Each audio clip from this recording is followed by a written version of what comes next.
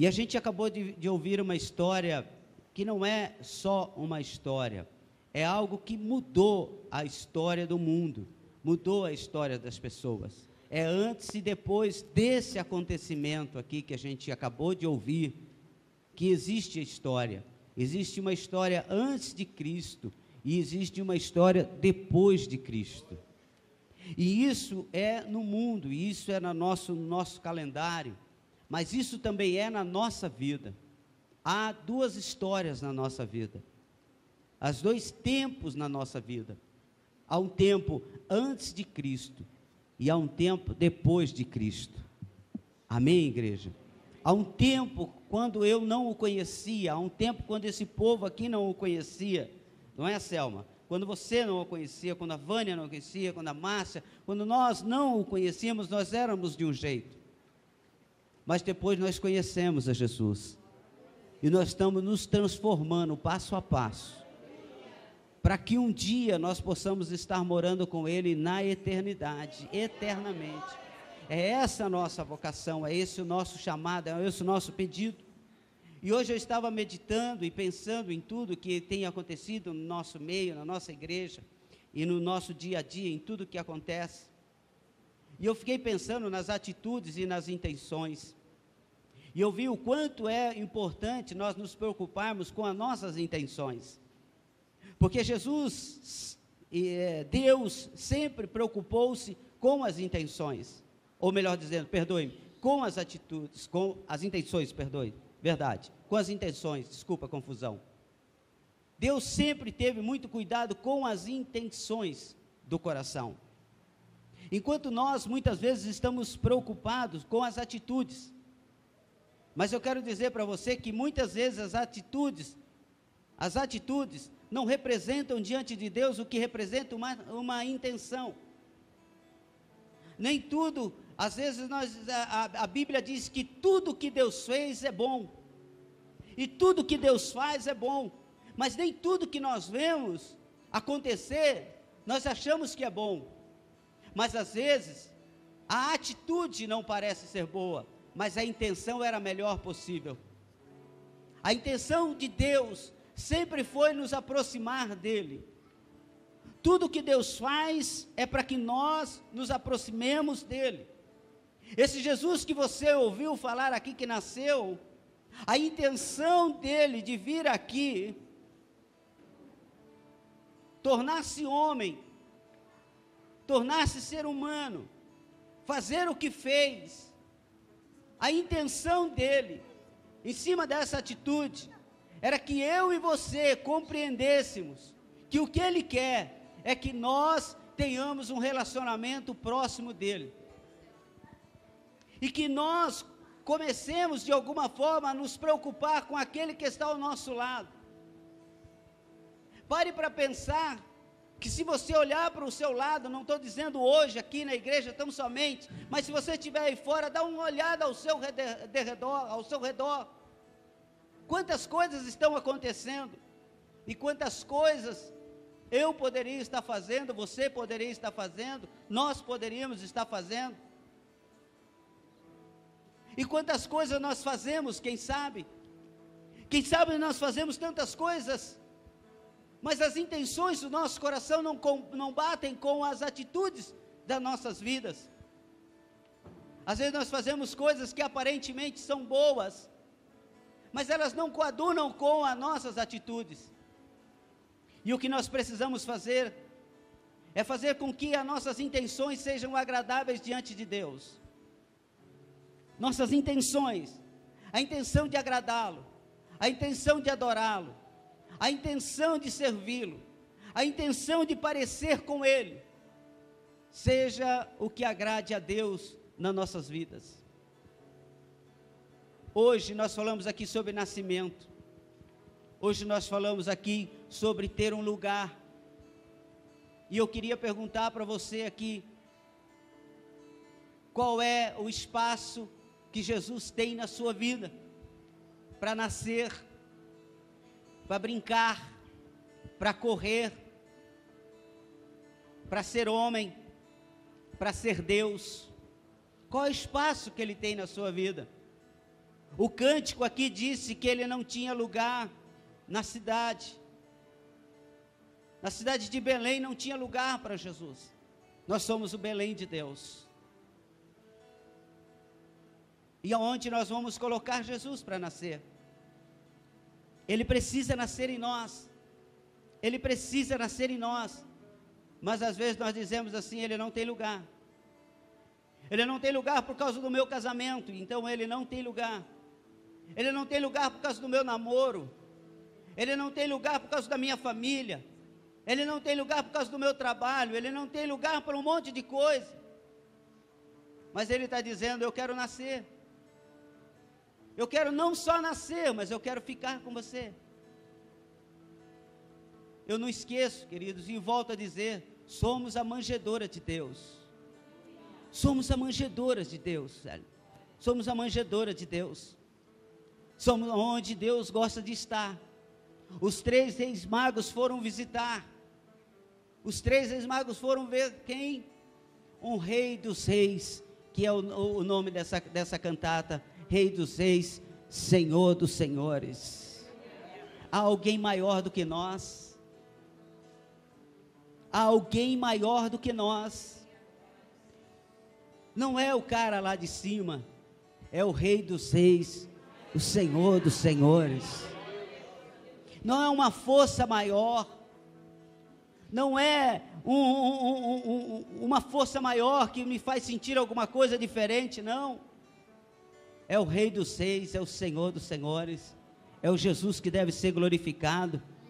Alguém maior do que você, alguém maior do que as suas vontades, alguém maior do que a sua família, alguém maior do que o seu trabalho, alguém maior do que a sua religiosidade, alguém maior do que o seu eu, do que o seu ego, do que os seus pensamentos, do que os seus sentimentos, alguém maior. A Bíblia diz, e foi cantado aqui, que nasceu o Salvador, e o nome dele é maravilhoso, e o nome dele é conselheiro, e o nome dele é, aleluia, príncipe da paz, e o nome dele é Deus forte, e o nome dele é Deus da eternidade. Louvado seja o nome do Senhor. Nasceu um que é maior do que nós, nasceu um que é maior do que nós. Labachura e canda lamanás. Nós não estamos aqui por causa de religião, nós não estamos aqui por causa de regras. Quem cumpre regras, um dia para de cumprir.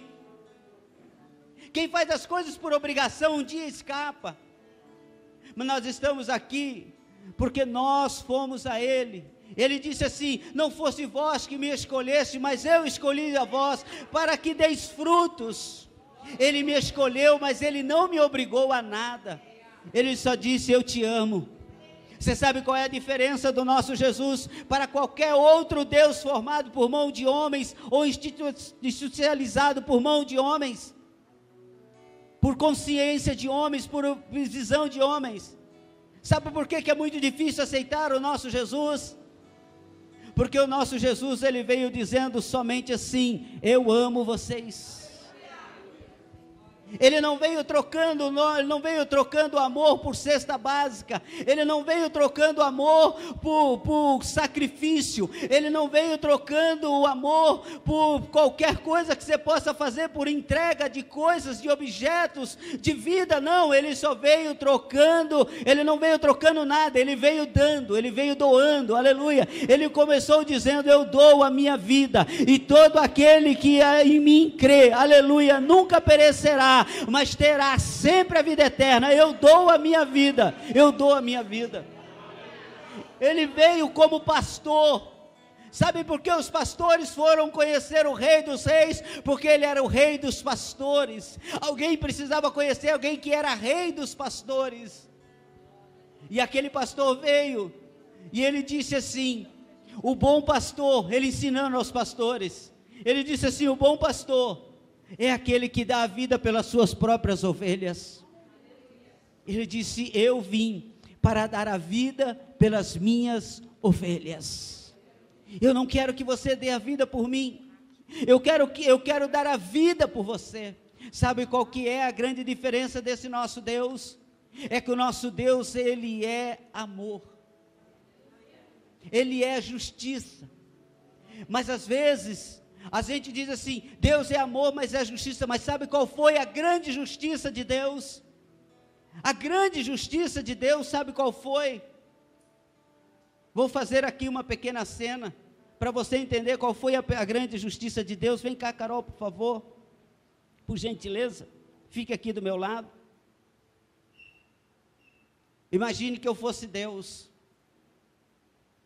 Imagine que a Carol é a pecadora, e eu fosse Deus. Quem tem que ser aqui sacrificado? Quem tem que ser sacrificado, igreja? Eu ou a Carol? A Carol. A Carol que tem que ser sacrificada, sabe por quê? Ela que tem que me pedir perdão, porque eu sou o Deus perfeito. Então eu vou olhar para a Carol e vou dizer assim, Carol, porque você pecou, porque você errou, porque você não me amou, porque você falhou comigo, então eu vou levar você para o sacrifício. E quando você fizer o seu sacrifício, nós estaremos de bem de novo. Quando você pagar a sua dívida para comigo, nós estaremos bem de novo. Mas sabe qual é a justiça de Deus? A justiça de Deus foi diferente. A justiça de Deus disse assim, Carol, você me deve, mas eu vou pagar a sua dívida. O amor de Deus é diferente. É por isso que a gente tem dificuldade, que quando a gente ouve aí fora que deuses estranhos exigem sacrifício, exigem coisas para que você possa receber, o nosso Deus olha para nós e diz assim, não, fique tranquilo, você, por amor a você, eu não vou deixar você sofrer. Você errou, mas eu pago para você, aleluia. Eu entro no seu lugar. Aí ele vai, entra no lugar, e a Bíblia diz que acontece o sacrifício vicário, aleluia, que é o sacrifício que substitui todas as coisas. Hoje você não faz o sacrifício, hoje quem fez o sacrifício já está feito e perfeito, foi Jesus de Nazaré. Hoje você só recebe o amor dele. Louvado seja o nome do Senhor. Obrigado, Carol. Você entendeu o que Jesus está falando conosco aqui nesta noite? Ele não quer o seu sacrifício, ele fez o sacrifício por você. A dívida que havia entre você e ele mesmo pagou.